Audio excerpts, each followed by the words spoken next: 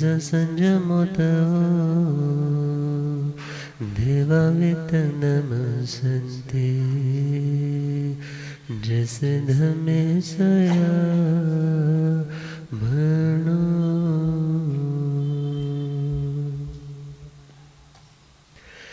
जी हाथ जोड़े गोरानो मेरे वंदना जी हाथ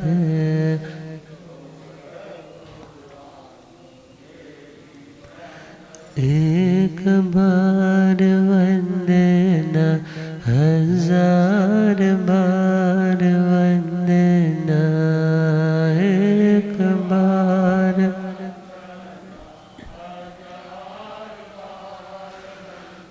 लाख बार वंदना करोड़ बार वंदना लाख बार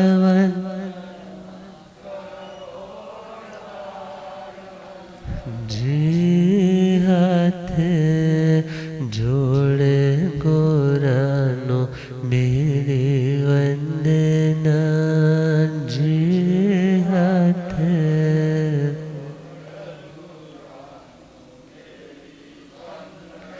सतगुरु मेरे पार ब्रह्म है सतगुरु में दिन रात जग दे जोत अगम है दिन रात जग जी तेरे द्वारे ते आणो नयो संगना जी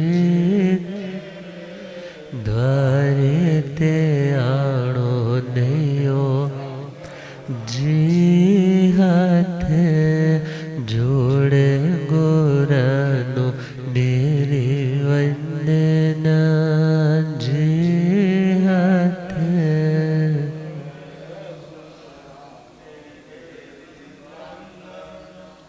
अनंत अनंत शांति के निकेतन शासनपति भगवान महावीर स्वामी के पावन चरणविंदों में हार्दिक भावना वंदनमन। मेरे अंदर जिनको रोशनी प्रदान करने वाले परम उपकारी आगम ज्ञान के भंडार आगम ज्ञाता आगम पुरुष जिन शासन रतन हिमाचल केसरी उपाध्याय भगवंत श्रद्धे गुरुदेव श्री जितेंद्र मुनि जी महाराज साहब के पावन चरण कमलों में हार्दिक भावना वंदन। आदरणीय सेवा भावी श्री प्रशमित मुनि जी, धर्म सभा में उपस्थित धर्म अनुरागियों, सुशीलवती माताओं एवं बहनों, असीम पुण्यदेव से भाग्यदेव से आप सबको संतों का समागम और वीतरागवाणी श्रवण करने का सुअवसर प्राप्त हो रहा है। श्रीमद् उत्तराधन्य सूत्र नवम अध्याय नमी पवज्जा सुनाना प्रारंभ किया है। नमी महाराज जो प्रव्रज्या स्थान पर उपस्थित है, दीक्षा के उत्कृष्ट भावों से जिनकी आत्मा भावित हो रही है और उनके इस वैराग्य को कमज़ोर बनाने के लिए, उनकी परीक्षा करने के लिए सौधर्मेंद्र महाराज अपनी अलग अलग युक्तियों के माध्यम से लॉजिक्स दे करके उन्हें इस प्रवृत्ति मार्ग में डाइवर्ट करना चाहते हैं, निवृत्ति मार्ग से। तो उन्हें कह रहे हैं कि आप क्षत्रिय सम्राट हो, त्याग करने से पहले दुनिया के समस्त मुकुटधारी राजाओं को अपने सामने नतमस्तक कीजिए, तदनंतर आप साधु बन जाइए। तो उन्होंने क्या उत्तर दिया कि दुनिया में शत्रु बाहर का नहीं बल्कि शत्रु भीतर की। बाहर के शत्रु को शत्रु मानना पहली गलती है, और उस शत्रु का विनाश करने की कोशिश करना, भावना भाना, ये दूसरी गलती है। देखा जाए तो निश्चय की दृष्टि से जब तक हमारे भीतर शत्रुता का भाव न उभरे तब तक बाहर का व्यक्ति कोई हमें शत्रु दिखाई ही नहीं देता। और वे समझाते हैं कि एक व्यक्ति अपने मन पर विजय प्राप्त करता है और एक व्यक्ति दुनिया के शत्रुओं के ऊपर विजय प्राप्त करता है। इन दोनों में श्रेष्ठ विजय उसी की है जो मन को नियंत्रित करना सीख जाता है। और आत्मा के भीतर बैठे हुए उन शत्रुओं की पहचान और उन शत्रुओं को किस तरह से नष्ट किया जाता है उसकी चर्चा चल रही। पंचेंद्रियाणे को हमाण माया तहेवलो हम दुंजयं चेवयापण समाप्ते जिये जिय। हे ब्राह्मण देव, जब तक व्यक्ति की ये पांचों इंद्रियां उसके नियंत्रण में नहीं आती तब तक ये पांचों इंद्रियां उस व्यक्ति की शत्रु है। और कहा जा रहा है दुज्जयं चेव, ये सारे के सारे जो शत्रु बताए जा रहे हैं इन्हें जीतना कोई आसान काम नहीं, इन पर विजय प्राप्त करना बहुत मुश्किल काम है।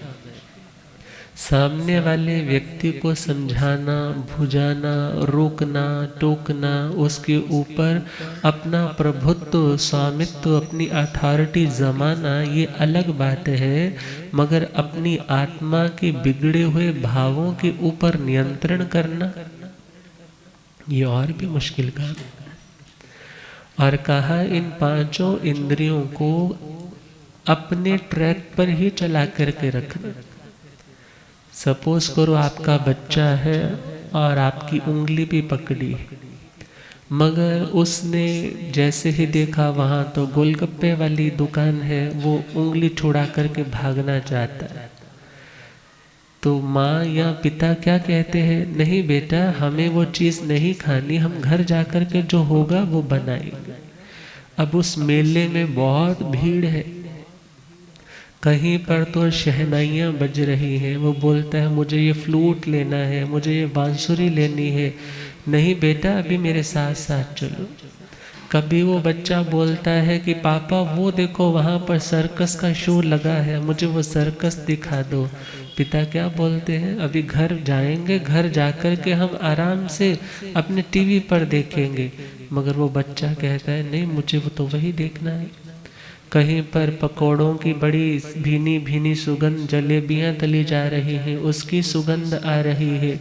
कहीं कपड़े पोशाकों का ढेर लगा है कि बच्चों के अकॉर्डिंग उनकी पसंद के हिसाब से नए नए तरह के कपड़े आ रखे हैं। बच्चा मान लो उंगली छुड़ा कर के भाग जाए तो इतने बड़े उस मेले में उस बच्चे को ढूंढना कितना मुश्किल का। और यह आत्मा और बच्चे के समान उसकी इंद्रियां हैं, उसके मन है, उसकी वृत्तियां हैं।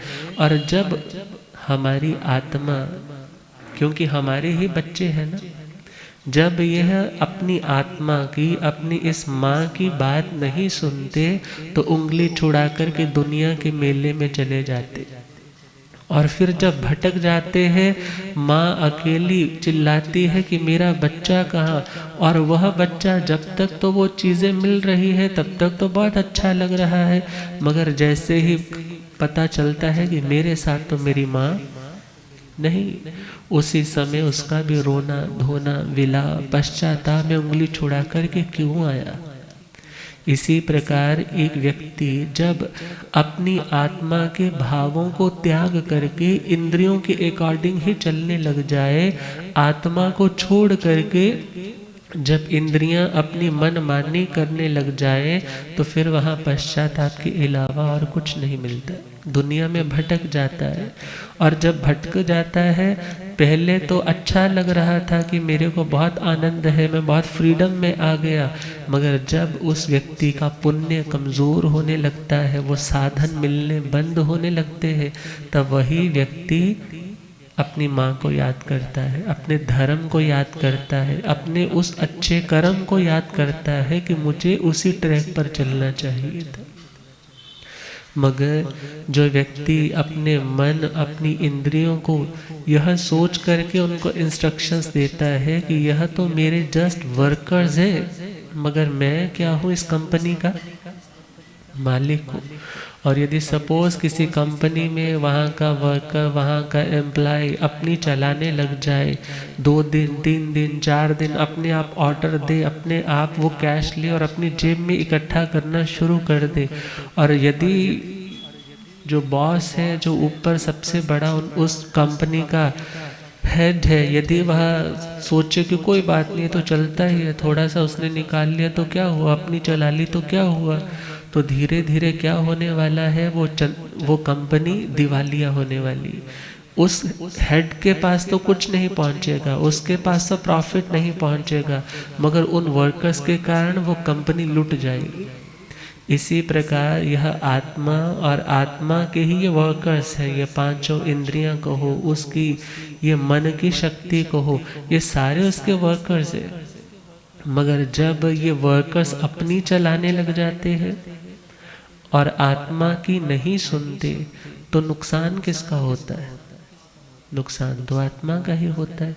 अतः कहा जा रहा है, अपने श्रोत्र इंद्रिय, चक्षुर इंद्रिय, घ्राण इंद्रिय, रसन इंद्रिय, स्पर्श इंद्रिय को अपने आत्म भावों से यदि ये विपरीत जाते हैं, तो इन्हें वापस लौटा करके अपनी आत्मा के उसी लक्ष्य की ओर पुनः नियोजित करना, पुनः उसी रास्ते पर लगाना।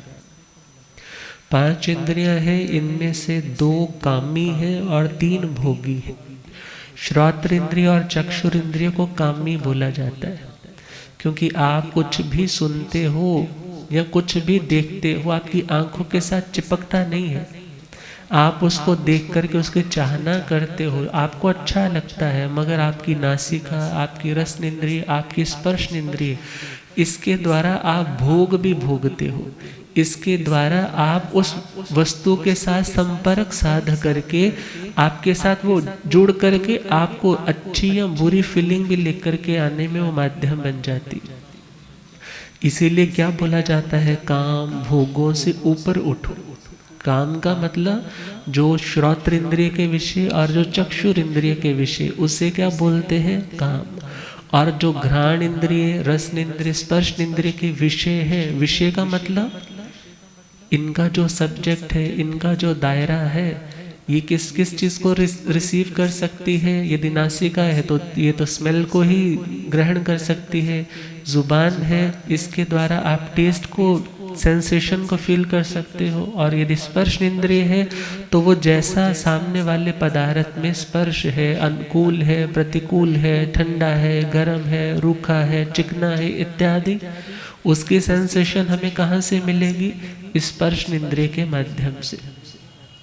मगर कहा जाता है इन इंद्रियों की अनुकूलताओं में इंद्रियों को विषय मिलेंगे, और यदि वे अनुकूल मिले, कहीं उनमें खो ना जाना, कहीं उनमें खो करके अपने कर्तव्य को ना भूल जाना। यदि भूल गए तो फिर पश्चाताप के अलावा और कुछ भी नहीं बचेगा। जिन्हें सुनने की बहुत आदत होती है, उन्हें प्रशंसा मीठी लगती है, मेरी प्रशंसा होनी चाहिए। सपोज नहीं सुनने को मिली तो मन टूट जाएगा।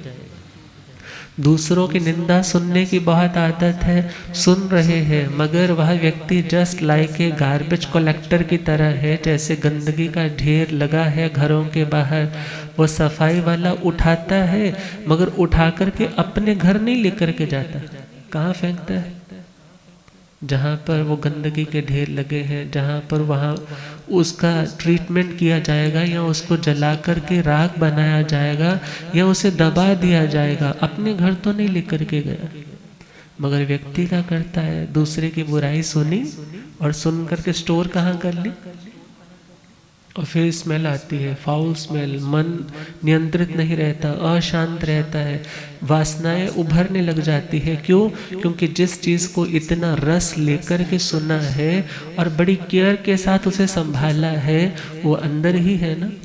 और जैसे जैसे संस्कार उभरने लगेंगे तो व्यक्ति अशांत होने लग जाए।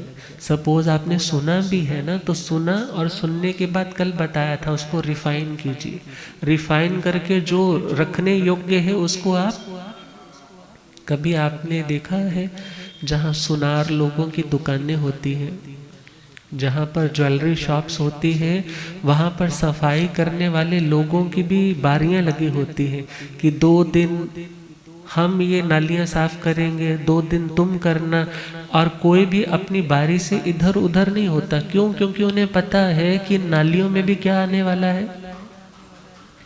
जब सोने का शोधन करेंगे, जब चांदी को धोएंगे और पिघलाने के बाद जब उनको साफ किया है तो कोई ना कोई अंश क्या आ जाता है, पानी में, उस नाली के माध्यम से आ जाता है।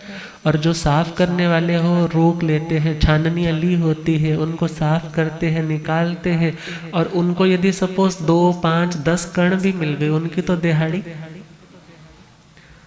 और विचार करो यदि वैसी विजन आ जाए ना, तो व्यक्ति घटिया से घटिया व्यक्ति की जिंदगी से भी कोई ना कोई अच्छा पॉइंट ले सकता है। मगर व्यक्ति गंदगी तो देखता है, मगर उसमें रही हुई अच्छाई वो नहीं देखते। और भगवान कह रहे हैं कि हे आत्मा, यदि तुम कुछ सुनने भी जा रहे हो तो अच्छा है तो उसे सुनो, यदि प्रशंसा मिल रही है तो सोचो ये गुण की प्रशंसा है, मेरी किसी क्वालिटी की प्रशंसा है, मेरी प्रशंसा। यदि मैं आज उस गुण को छोड़ दूं तो कोई भी मेरी प्रशंसा करने वाला नहीं। और यदि आज किसी की बुराई हो रही है, ये उस व्यक्ति की उस बुरे काम की बुराई है, वो व्यक्ति आज उस बुरी प्रवृत्ति को छोड़ दे तो आज वही व्यक्ति लोगों की नजरों में अच्छा हो जाएगा। फिर तू किसी के प्रति निंदा या द्वेष करके कर्म क्यों बांध रहा है। और दूसरा पॉइंट दिया है चक्षुर इंद्रिय का। आँखों को कितना कितना शौक होता है नए से नई सीनरी देखना, नए से नए स्थान विजिट करना, और उसके कारण आने जाने में, उस ट्रैवलिंग में भी टाइम गया, और जाने में सड़कों के ऊपर आप देख देख करके तो चल नहीं रहे, कितने जीवों की हिंसा भी हो रही। और वही सोचा होता है कि कोई चीज़ अनिवार्य है, जाना आवश्यक है तो जाऊं, अदरवाइज सिर्फ इन आँखों को, इन इंद्रियों को संतुष्ट करने के लिए मैं कोई कोशिश ना करूं। अर्थात जब व्यक्ति का इतना अपर लेवल आ जाता है तो वह दूसरों का दर्शन नहीं बल्कि आत्म दर्शन करने की भावना रखता है। और तीसरी इंद्रिय थी घ्राण इंद्रिय। घ्राण इंद्रिय मतलब जो स्मेल लेने की सेंसेशन है, अच्छी बुरी, इसके ऊपर भी समबुद्धि रखना। सुबुद्धि प्रधानमंत्री का हमने सुना था, और उनके बारे में तो हमने भले टेस्ट के बारे में भी सुना था और स्मेल के बारे में भी सुना था कि उस जोहड़ में, उस तालाब में जहाँ लोग अपने मरे हुए कुत्ता है, बिल्ली है, गाय है, वहीं फेंक देते उस नाले में। और जब राजा अपने मंत्रियों के साथ वहाँ से गुजर रहे थे तो बड़ी स्मेल आई, बहुत फाउल आई, और मुंह ढक लिया, नाक ढक लिया। जैसे ही आगे बढ़े थू थू करने लगे, कितनी गंदी बदबू है, कितनी गंदी बदबू है। और उनके पीछे पीछे चलने वाले वो भी सारे के सारे उसी स्वर में, कितनी गंदी बदबू है, कितनी गंदी बदबू है। मगर सुबुद्धि प्रधानमंत्री कुछ नहीं बोले। वो पूछने लगे क्या तुम्हें कोई स्मेल नहीं आई?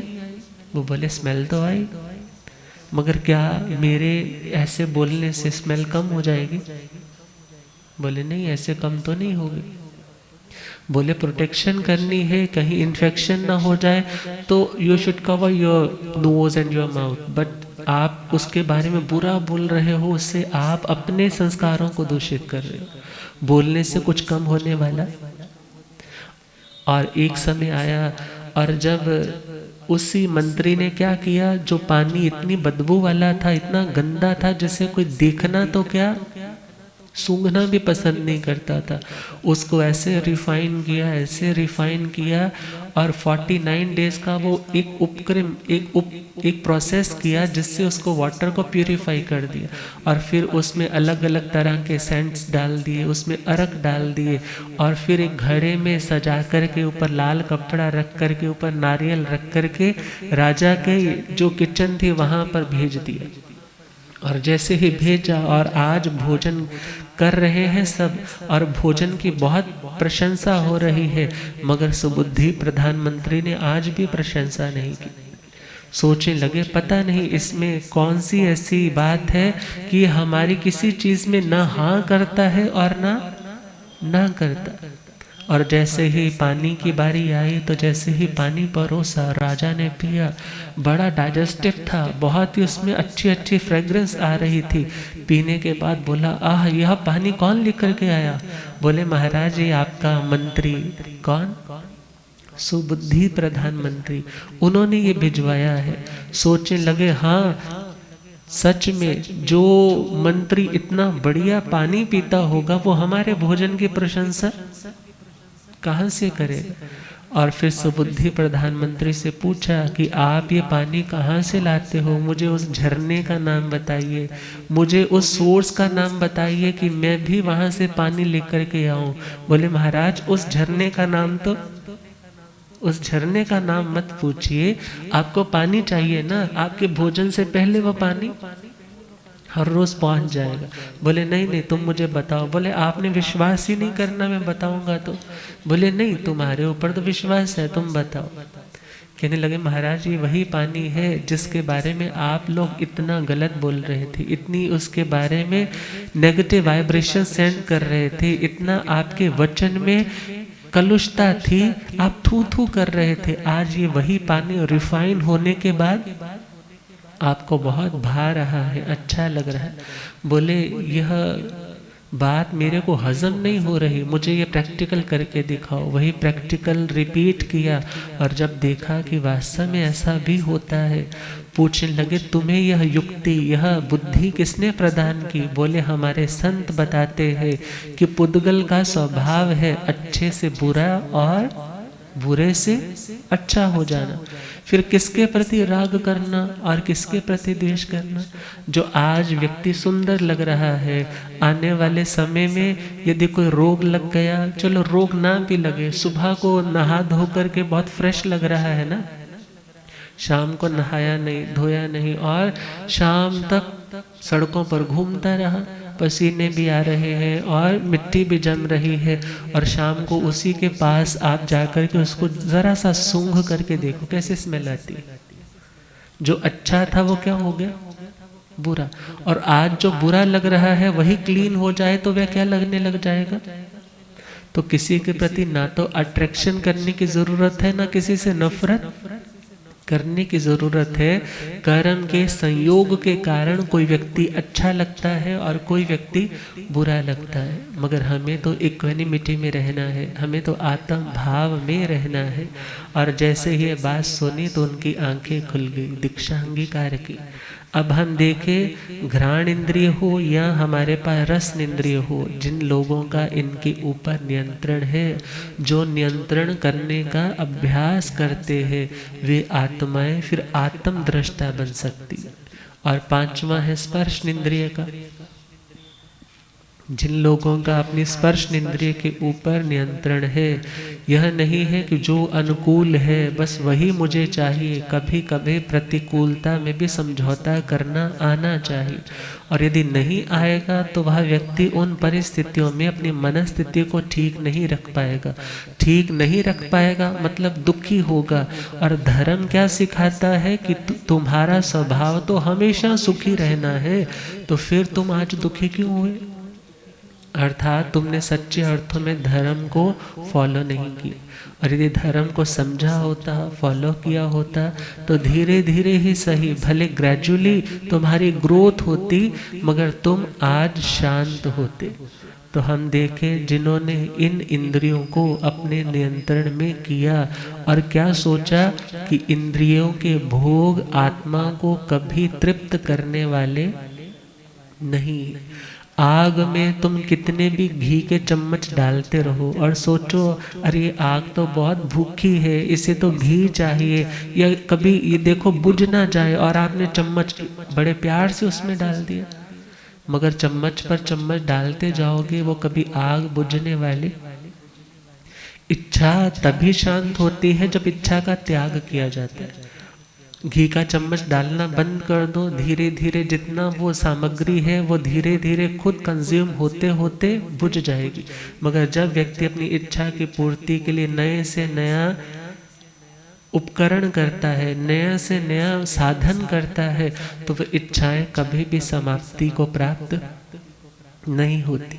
तो नमी महाराज फरमा रहे हैं कि 5 इंद्रियों को जो दुर्जय है, जिनको जीतना आसान नहीं है, बहुत मुश्किल है, मैंने उनको जीता या मैंने उन्हें जीतने की साधना प्रारंभ कर दी है कि मैं अब जिस मार्ग पर चलने जा रहा हूँ, मैं विजेता बनने के लिए चला हूँ, मैं डिफीटर बनने के लिए नहीं चला।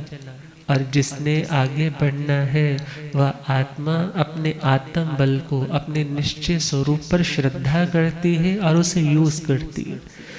अगला पॉइंट दिया था कोहं, क्रोध को जीतना भी बहुत मुश्किल है। क्रोध भी हमारा शत्रु है, हमारा मित्र नहीं। और जो आत्माएं अपने क्रोध पर नियंत्रण करती है वह आत्माएं अपनी मित्र है, और जो क्रोध पर नियंत्रण नहीं कर पाती वही आत्माएं अपनी शत्रु है। और गुस्सा करने से आज तक किसी का भला नहीं हुआ। और कहा जाता है यदि एक मक्की का दाना, सपोज आपने उसको यदि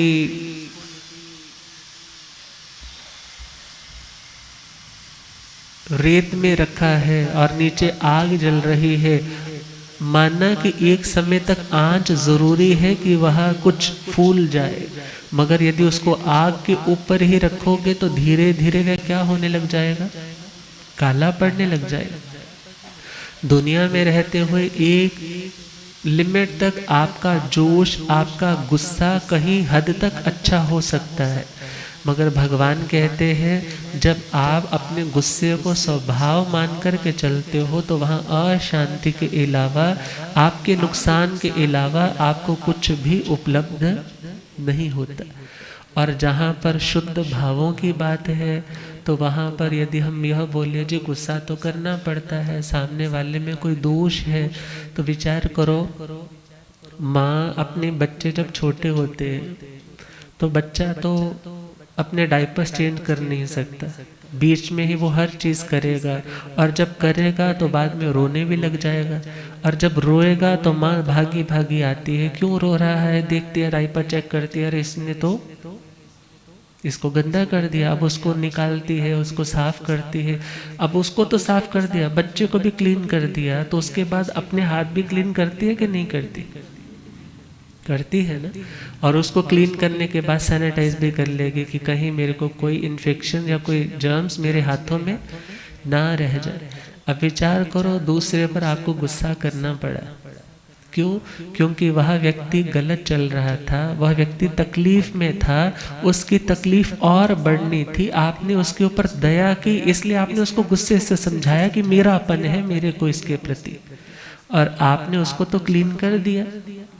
उसको तो आपने समझाने के लिए कठोर शब्दावली भी यूज कर ली, मगर उस कठोरता के कारण जो आपका आत्मा का स्वभाव था वो तो दूषित हुआ। अब वो दूषित हुआ है तो उसको भी तो क्लीन करने के लिए, प्योर करने के लिए आपको उसकी निंदा, उसका प्रायश्चित लेना चाहिए, उसके बारे में चिंतन करना चाहिए कि हे प्रभु, मेरा कैरेक्टर अभी तक इतना मजबूत क्यों नहीं बन पा रहा कि मेरे को किसी को जोर से बोलने की जरूरत ही ना पड़े। और यदि आज बोलने की जरूरत पड़ी है, मैंने गुस्सा किया है, और गुस्सा करना कभी भी अच्छा नहीं होता, मगर करना पड़ा उसका सुधार करने के लिए, मगर उसका तो कर दिया, मगर अपना नुकसान क्यों किया? नुकसान हुआ है तो अपनी भी क्लिनजिंग करे, क्षमा भाव के द्वारा, पेशेंस के द्वारा, यह भावना भाए कि मैं सामने वाले के प्रति मन से किसी भी तरह का अहितकारी चिंतन न करो। कर्म की दशा है, उसने बुरा किया इसलिए आज बुरा है, मगर मैं किसी भी तरह से उसकी उस बुराई को अपने दिल में ना रखूं। और दूसरा पॉइंट है मान। मान का मतलब है घमंड, ego, I am superior and you are inferior, I know better than you and you know nothing. तुझे कुछ नहीं आता जाता, मुझे ज़्यादा आता है, मैं अच्छे ऊंचे घर का हूँ, या मैं अच्छा कमाता हूँ, या मेरा रूप अच्छा है, मेरी जाति उत्तम है। बहुत सी ऐसी बातें हैं जिनको लेकर के बहुत बार ईगो क्लैशेस हो जाते हैं। मेरी सैलरी स्केल ज़्यादा है, मैं घर पे आए तो मेरे कारण घर में प्रॉस्पेरिटी आई, तुमने क्या ला करके दिया। मगर विचार करना, जहाँ ईगो होगी वहाँ गुस्सा भी होगा, और जहाँ गुस्सा दिख रहा है वहाँ ईगो भी है। भगवान कह रहे हैं इस अहंकार के कारण विनम्रता का विनाश हो जाता है। किसका विनाश? विनम्रता, आपकी पोलाइटनेस, आपकी हम्बलनेस, आपके जेस्चर्स, इवन आपकी बॉडी की जो फ्लेक्सिबिलिटी है वो भी कम हो जाती है। कब? जब आपके अंदर घमंड होता है। और जिसके अंदर घमंड होगा ना, वह व्यक्ति हमेशा भयभीत रहता है। कैसा रहता है? भयभीत। किस बात से भय होता है? मैं जाऊंगा वहाँ, शादी पर बुलाया तो है, पता नहीं मिलनी करवाएंगे, या होता है ना ऐसे, पता नहीं मेरे से मिलनी करवाएंगे, दूसरे से करवाएंगे, दूसरे से करवा दी तो मैं तो बहुत बड़ा ऑफिसर हूँ, मेरे को क्यों नहीं पूछा। तो उसी बात पर झगड़ा, उसी बात पर आपके रिश्तों में दूरियां बढ़ने लग जाती। और कहा जाता है कि तुम स्वयं को एक धूल से भी छोटा बारीक कण फील करो, और धूल के उस छोटे से कण को कभी नष्ट होने की चिंता नहीं होती, क्योंकि एटम जो होता है, एटम का मतलब जिसको आगे आप तोड़ नहीं सकते, इंडिविजिबल पार्ट है जिसको आप आगे काट ही नहीं सकते। और जिस व्यक्ति ने खुद को इतना इतना इतना छोटा महसूस कर लिया, फिर उसको तोड़ने वाला, उसको नष्ट करने वाला दुनिया में कौन होगा। और जिसने खुद को पर्वत की तरह मान रखा है कि मेरे जैसा बड़ा तो कोई दुनिया में है ही नहीं, फिर उसको तोड़ने वाले, उसको झुकाने वाले दुनिया में बहुत से पैदा हो जाए। और कहा तुम कितना भी बड़ा कार्य करो, फिर भी क्या सोचो कि मैं बहुत छोटा हूँ, अभी प्रोग्रेस के रास्ते बहुत दूर है, मंजिल बहुत दूर है। मुझे किसी के प्रति यह भाव नहीं रखना ये मेरे से नीच है, ये मेरे से निकृष्ट है, मेरे को ज़्यादा आता है। क्योंकि कर्मों का कुछ भी पता नहीं होता। आज व्यापार बहुत अच्छा चलता है, आप दूसरे की इंसल्ट कर रहे हो, क्यों? क्योंकि जहाँ घमंड होता है वहाँ व्यक्ति दूसरों का तिरस्कार करता है, और जब तिरस्कार करता है उससे शत्रुता के भाव, शत्रुता के बीज उसके हृदय में आप डाल रहे हो। और सपोज आज तो चिल्ला रहे हो, कल को बिजनेस फ्लॉप हो गया, कोई पूछने वाला? लोग कहेंगे निकल गई सारी अकड़ तेरी, बहुत यूं चौड़ा होकर के चलता था, आज तुझे कौन पूछता है, हम देखते। और जो व्यक्ति बड़े बड़े अधिकार को प्राप्त करके भी हलीमी के साथ, ह्यूमिडिटी के साथ, अर्थात हमेशा उसके भीतर डाउन टू अर्थ रहने की भावना रहती है, ह्यूमिलिटी रहती है, तो ऐसा व्यक्ति सपोज कभी बहुत बड़ा ऑफिसर भी बन गया तो क्या सोचता है? नहीं जी, मेरा यदि कुछ भी बना हो तो अपने परिवार के सहयोग से, मेरी स्कूलिंग अच्छी थी, मेरे टीचर्स का सहयोग था, मेरे को आगे बढ़ाने वाले हर व्यक्ति का मैं शुक्रगुजार हूँ, मैं अकेला ये कुछ भी कर नहीं सकता था। और जब आप इन भावों को भाते हो, इनका चिंतन करते हो ना, तो इनसे क्या होता है, जो हमारी अपनी ट्रू नेचर है, जो विनम्र रहना आत्मा का स्वभाव है, वह मानो प्रोटेक्ट रहता है। और जब हम यह सोचने लग जाते हैं नहीं नहीं ये तो मेरी मेहनत से हुआ है, ये तो मैंने ही किया है, ये तुमने इसमें किया ही क्या है, उससे धीरे धीरे व्यक्ति इतना अभिमान करने लग जाता है, चार लोग प्रशंसा करते हैं, हाँ तूने ही किया है, तूने ही किया है। घमंड और ऊंचा हो जाता है और pride hath N inevitable fall. घमंड करेगा और एक दिन उसे व्यक्ति को नीचे गिरना ही पड़ेगा। अतः भगवान कहते हैं मोक्ष जाने वाली आत्माएं बहुत विनम्र होती है। यदि छोटी छोटी बातों पर कभी अभिमान आ भी जाए तो क्या सोचे। यदि घर में आप बैठे थे, आपने घर को बहुत क्लीन किया, सोफा क्या, कमरा क्या, बेडशीट क्या, हर चीज झाड़ करके साफ करके रखी, मगर गली में घूमता हुआ एक कुत्ता जिसके कानों से मवाद निकल रही है, जुबान बेचारे की बाहर आ रही है, बड़ी बदबू आ रही है, वो घूमता घूमता आकर के आपके बेड पर ऊपर आकर बैठ जाए, क्या करोगे? आरती उतारोगे? मेरे घर परमेश्वर आए हैं, बल्कि क्या करोगे? अरे इन्फेक्शन हो जाएगी भाई, इसको बाहर निकालना पड़ेगा। और बड़ी यत्न विवेक से आप उसको बाहर निकाल दोगे कि बेचारे को भी किसी तरह की आहत तकलीफ ना हो और मेरा घर भी क्या रहे, शुद्ध रहे। इसी प्रकार व्यक्ति सोचे कि जिन गुणों को मैं बढ़ा रहा हूँ, रोज इतनी क्लिंजिंग कर रहा हूँ, खुद को इतना रोज प्योर रखने की कोशिश कर रहा हूँ, और जब कभी कोई बुराई आती है तो शायद वह उस कुत्ते से भी कई गुना ज़्यादा बुरी होती है, मगर हम उसकी तो आरतियाँ उतारते हैं, उसको तो समझते हैं यही भगवान है, यही मेरा स्वरूप है। मगर याद रखना, जिससे अपने स्वरूप का भान होगा फिर वह अपनी जिंदगी में किसी भी दोष को आने की इजाज़त नहीं दे सकता। तो दूसरा पॉइंट है अभिमान, तीसरा पॉइंट है माया। मान को छोड़ना मुश्किल है, मान को छोड़ना मुश्किल है, मगर जिन्होंने छोड़ दिया फिर उनको दुनिया मानती है। और यदि तुम यह कहो कि दुनिया मुझे माने तो उस व्यक्ति का अभिमान एक ना एक दिन जरूर टूटता है। तीसरा पॉइंट है माया। माया का मतलब अपने पाप को छुपाना। अपनी कोई गलती है, अपनी कोई कमी है, उसको तो ढक ढक करके रखते हैं, मगर दूसरे में कोई कमी आ जाए तो उसको तो डिस्क्लोज कर देते हैं 4 लोगों में, कि लोगों का ध्यान, सपोज मेरी गलती आ भी रही हो ना, तो लोगों का सारा ध्यान कहाँ चला जाए, उस व्यक्ति की गलती के ऊपर। मगर भगवान कहते हैं जो व्यक्ति जितना सरल होगा वह व्यक्ति उतना ही जल्दी मोक्ष की ओर आगे बढ़ेगा।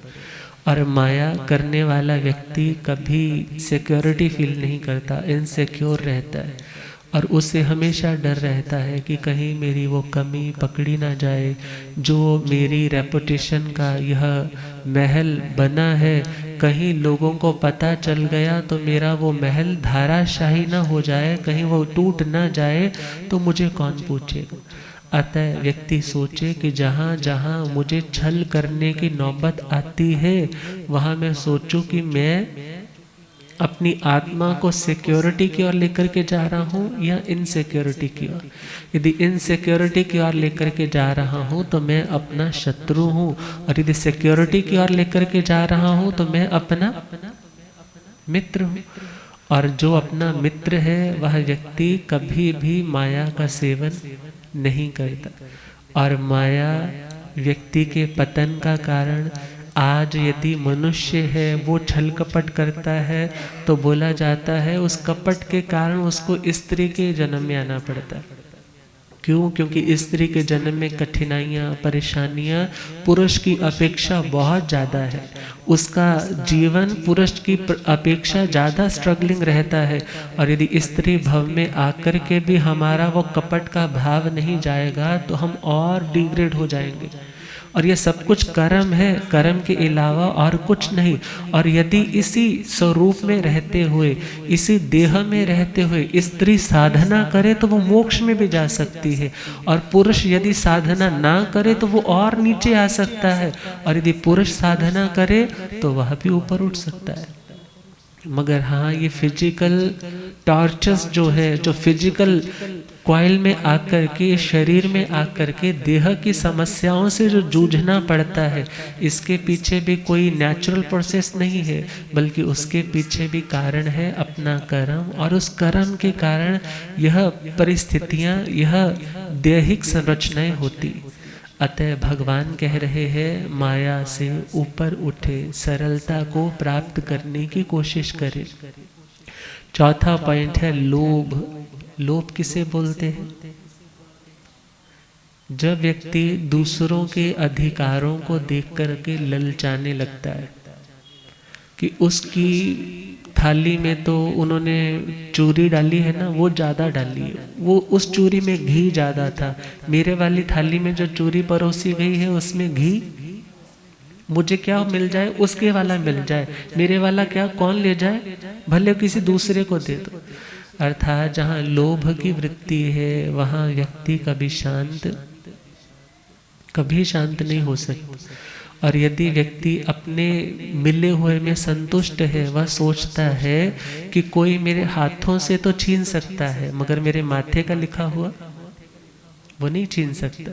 और हम आगे बढ़े, सपोज तुम्हारे माथे पर भी नहीं लिखा, तुम मेहनत करोगे, तुम हार्ड वर्क करोगे, तुम डेडिकेशन के साथ प्लानिंग करके आगे बढ़ोगे, तो याद रखना तुम अपने भाग्य का स्वयं निर्माण कर रहे हो, इन्वेस्ट कर रहे हो। तो आने वाले समय में जो इन्वेस्ट किया है वही मिलेगा, और उसी का नाम तो भाग्य है।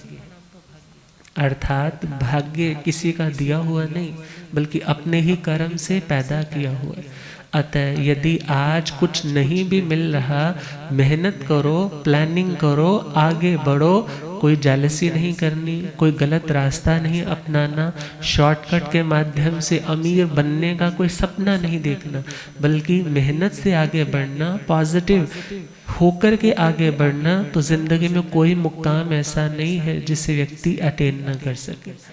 मगर भगवान कहते हैं जो व्यक्ति लोभी है, जिस व्यक्ति का यही ध्यान रहता है ये भी मिल जाए, वो भी मिल जाए, ये भी मिल जाए, वो भी मिल जाए, तो याद रखना दुनिया में भले सारी दुनिया की प्रॉपर्टी भी आपको मिल जाए ना, तो भी आपकी आत्मा शांत होने वाली नहीं। शांति चाहिए तो व्यक्ति को एक जगह पर तो लिमिट करना होगा कि अब हाँ बहुत है, मेरे को और नहीं चाहिए। और जब व्यक्ति ऐसी भावना रखता है तो उसकी इच्छाएं थोड़े में भी फिर सिमटने लग जाती हैं। क्यों? क्योंकि उसने अपनी ग्रीड को नीड में कन्वर्ट कर लिया। और जिसने अपनी नीड्स को ग्रीड में कन्वर्ट कर रखा है, अब रिश्तेदार हैं, रिश्तेदार सारे तो सेम होते नहीं हैं। सपोज आपका लेवल थोड़ा इकोनॉमिकली कमज़ोर है उनकी अपेक्षा, आप उनकी कोठी में गए और उनके तो हर चीज़ ऑटोमेटिक है, हर रूम में एसी है, हर जगह पर हर चीज़ हर फैसिलिटी है, और आप देख कर के सोचने लगो ये तो मुझे मिलना चाहिए, आप उदास हो गए। और वही कभी आप किसी डेस्टिट्यूट होम में विजिट करने गए, जहाँ पर सिर्फ और सिर्फ वो अनाथ बच्चे जिनका अब दुनिया में कोई भी नहीं है, उनके पास आप गए और जाकर के देखा, अरे कितनी खुशी में है, कोई जो दे जाता है उसमें कितने प्रसन्न है। और आप उस अंध विद्यालय में जाकर के कभी विजिट करो, वो बच्चे जिनकी आंखों में वो रोशनी नहीं जो आज हम सबके पास है, वे बेचारे हर हाल में मस्त है। उनकी सिंगिंग की क्वालिटी, उनकी वॉइस की क्वालिटी, उनकी वो कसक सुनते ही पता चलती है, अरे देखो कि इतना कुछ है, मगर एक आंखों की रोशनी नहीं, मगर फिर भी इनकी ज़िंदगी हमारे से कई गुना ज़्यादा एनलाइटेंड है। मगर जो व्यक्ति मात्र अपने अभावों की शिकायत करता रहता है, उसकी ज़िंदगी में कभी शांति नहीं आती। कभी आप उस पिंगलवाड़े में जाकर के देखो, उस मेंटल होम में जाकर के देखो जहाँ पर मेंटली डिरेंज्ड लोग हैं, कोई ऐसा सदमा लगा है और बचपन से ही वैसे है या कोई जवानी में ऐसा हो गया, मगर उनकी हालत को देख कर के आंखों में आंसू आ जाते, अरे हम तो इनसे कई गुना ज़्यादा अच्छे हैं। और जब कभी ऐसा लोभ का वातावरण बनने लगे ना, तो इन सिचुएशंस को हम बात कर रहे थे लोभ की। और जब तक आप अपनी हर अच्छी परिस्थिति को अपने से बड़े वाले के साथ compete करने की या कंपैरिजन करने की कोशिश करते हो, आगे बढ़ना चाहते हो, पॉजिटिव होकर के प्लान करके आगे बढ़ना चाहते हो, बुरी बात नहीं। मगर जब आप यह भाव बहाते हो बस ये मेरे को मिलना चाहिए, मेरे पास क्यों नहीं, आप उसको देख करके दुखी होने लग जाते हो। तो देखा जाए वह आपका लोभ है, और लोभ आपको कभी शांत होने नहीं देती। और लोभ की प्रवृत्ति व्यक्ति के लिए मानो ऐसा अपूर्णीय घट है जिसमें कितना भी डालते चले जाओ वो कभी पूरा होने वाला नहीं। और ज्ञानी जन फरमाते हैं कि क्रोध से तो व्यक्ति की जिंदगी में प्रेम और जो इत्तेफाक है वही नष्ट होता है। छल कपट करने से मित्रता नष्ट होती है, और लोभ से बोले जी सब कुछ ही नष्ट हो जाता है। क्योंकि लोभी व्यक्ति ना तो किसी से सच्चा प्यार कर सकता है, और ना लोभी व्यक्ति कभी कॉन्फिडेंट हो सकता है, किसी के प्रति वफादार हो सकता है, और ना ही वह व्यक्ति अपनी जुबान का पक्का हो सकता है जो लोभी है। और जिसने यह सोचा कि मुझे अपनी ज़िंदगी में आगे बढ़ना है, आगे बढ़ने में कोई दिक्कत नहीं है, कोई परेशानी नहीं है, मगर बिना मेहनत के सिर्फ और सिर्फ दूसरे के अधिकारों को देख करके दुखी होते रहना, ये मुझे मिलना चाहिए। आज बहुत बढ़िया साड़ी पहनी है मगर पड़ोस वाली ने आपसे बढ़िया वाली साड़ी ले ली, सारा मजा क्या हो गया? सारा मजा किरकिर। अभी आज नया मोबाइल आप लेकर के आए हो, मगर आपके साथ वाले दुकान वाले ने ना आपसे बढ़िया वाला मोबाइल, एक नया मॉडल और आया था, उसने वो वाला ले लिया, और आपका सारा स्वाद क्या हो जाता है? किरकिरा हो जाता है। मगर कहा इस लोभ को जीतना और भी मुश्किल है। और नमी महाराज तो सब कुछ मिला था उसको छोड़ रहे हैं, क्यों? क्योंकि वो जानते हैं कि इनसे कभी आत्मा को तृप्ति मिलने वाली नहीं। और अगला पॉइंट दिया है दुज्जयं चेव अपाणं, और अपनी आत्मा, अपना मन, जिससे जीतना और भी मुश्किल है। बोले जी यदि यह मन अपने वश में नहीं आता तो हमारा शत्रु है, और यदि यह मन अपने वश में आ जाए तो इससे बड़ा दुनिया में कोई मित्र। क्योंकि जिसके पास मन शक्ति है, जिसके पास अपने आत्म बल है, फिर उसे झुकाने वाला दुनिया में कोई नहीं होता। और जिसके पास अपना मन ही नियंत्रित नहीं है, वो कभी इसकी बात सुनेगा, इस हवा का झोंका आया इस बार बहने लग जाएगा, दूसरे वाले की हवा ज़्यादा स्ट्रांग हुई उसकी हवा में बहने लग जाएगा। अर्थात ऐसे व्यक्ति का अपना कोई भी स्टैंड नहीं होगा। अतः लिखने वाले ने क्या लिखा है कि गुरुओं से हम क्या भावना मेरे मन नो गुरु जी समझा दो, ए मेरे आँख नहीं लगदा, मेरे मन नो गुरु जी समझा दो, ए मेरे आँख नहीं। पापी मन मेरा कहना नहीं मनदा, पापी मन मेरा प्यार नहीं छड़दा, झूठ जगदा प्यार नहीं छड़दा।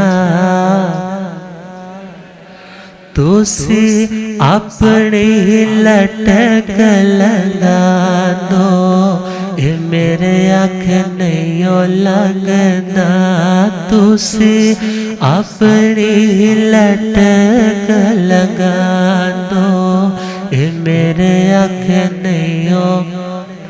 मेरे मन नु गुरु जी समझा दो, ए मेरे आँख नहीं।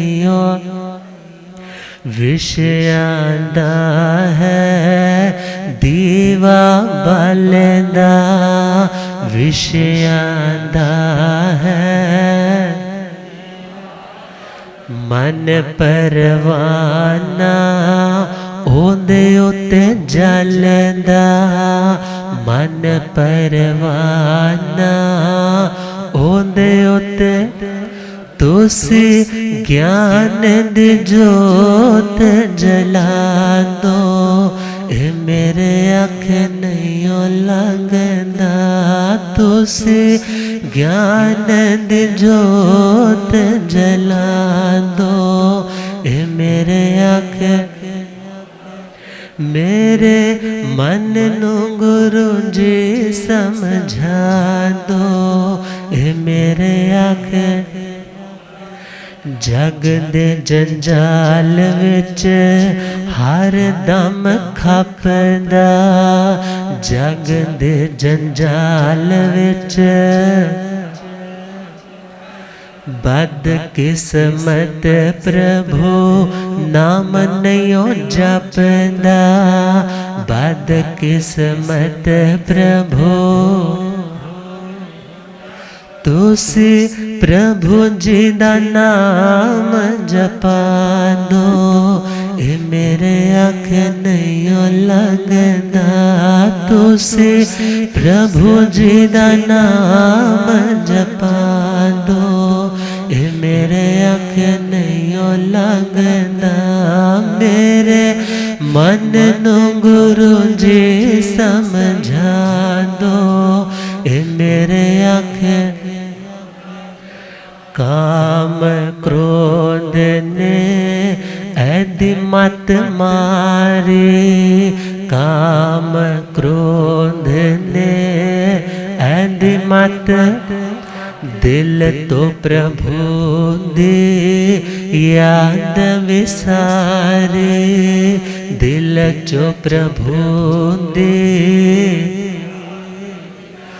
तुसी प्रभु जी दी याद दिला दो, ए मेरे आँख नहीं लगदा, तुसी प्रभु जी दी याद दिला दो, ए मेरे आँख नहीं लगदा, मेरे मन नू गुरु जी समझा दो, ए मेरे आँख ए मन मोड़या मूल न मोड़दा, ए मन मोड़या मूल न, सत्संग दे वल कदे न टुरदा, सत्संग दे वल तुसी सत्संग दे विच ला दो, ए मेरे अख नहीं लगदा, तुसी सत्संग दे विच ला दो, ए मेरे अख नहीं लगदा, मेरे मन नू गुरु जी समझा दो, ए मेरे आँख मेरे मन नू गुरु जी समझा दो, ए मेरे आँख नहीं लगदा, मेरे मन नू गुरु जी समझा दो, ए मेरे आँख नहीं लगदा। माता पिता छोटे छोटे बच्चों को लेकर आते हैं, गुरु जी इसको समझाओ, ये हमारे कहने में नहीं, ये हमारा कहना नहीं मानता, और गुरुजन समझाते हैं, असर होता है। आत्मा को भी क्या सोचना है कि जब कभी अपने परमात्मा को, अपने गुरु को अपने समक्ष महसूस करे और क्या भावना भाए कि हे गुरुदेव, मेरा मन मेरे वश में नहीं हो रहा, मेरे वश में मतलब अपने स्वभाव में नहीं रह पा रहा, विभाव में जाता है, आप कृपा करो कि मेरा मन मेरे वश में हो। नमी महाराज इसी मन को जीतने की बात कर रहे, और इसको कैसे जीता जाता है इसके बारे में कल जैसे समय होगा। अब पूज्य श्रद्धेय